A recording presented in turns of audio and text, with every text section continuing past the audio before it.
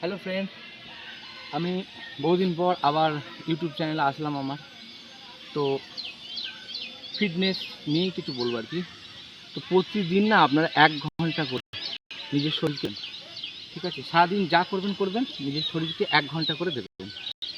আপনাদের কিছু বলবো না, তাহলে আপনাদের যত রোগ বাগ যা আছে সব ক্লিয়ার হয়ে যাবে। এই দেখুন কীভাবে একটু ব্যায়াম করতে হয়, আমি দেখিয়ে দিচ্ছি শরীরচর্চাটা কীভাবে করতে হয়। ধরুন সকালবেলা উঠলেন মাঠে, ঠিক আছে, প্রথমে এইটা করবেন, এটা হলো, এরপর এইটা করলেন। এছাড়া অনেক কিছু আছে, যারা নতুন তাদের কথা বলছি আমি। তারপরে এই মাজার ব্যায়ামটা করবেন। ম্যাক্সিমাম লোকের মাজার প্রবলেমটা বেশি হয়, এই মাজার ব্যায়ামটা করবেন।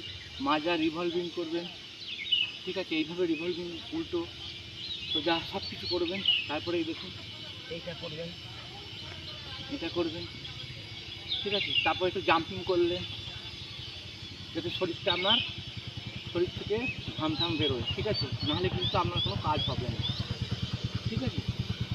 আচ্ছা, আর হচ্ছে গিয়ে এইটা করবেন, এই যে এই ব্যায়ামটা করবেন, এটা খুব ভালো, কোমরের পক্ষে খুব ভালো ব্যায়াম, ঠিক আছে। এই সমস্ত জিনিসগুলো যদি করেন তাহলে আপনার শরীর একদম ফিট থাকবে, আপনাকে কারোর উপর নির্ভরশীল হতে হবে না। তাই আজকের মতো এইটুকুনি, আমি বেশি কিছু বললাম না, ছোট্ট একটা ভিডিও ছাড়লাম। যদি আপনাদের ভালো লাগে তো ওয়াচ করবেন, দেখবেন, এবং প্রতিদিন সকালবেলায় আপনার শরীরকে 1 ঘন্টা দেবেন। আজকাল যে রোগ বাগ হচ্ছে না, এই এত রোগ সমাজে হচ্ছেই শরীরের জন্য, ঠিক আছে, তাদের উল্টোপাল্টা খাওয়া দাওয়ার জন্য, ঠিক আছে। যদি পারেন তো খাওয়া দাওয়ার উপরেও একটুখানি ফোকাস দেবেন, যে খাওয়া দাওয়াটা আমি কীভাবে করবো, একটা রুটিন অনুযায়ী আর কি। তো এটুকুনি বললাম। ধন্যবাদ সকলকে, ভালো থাকুন।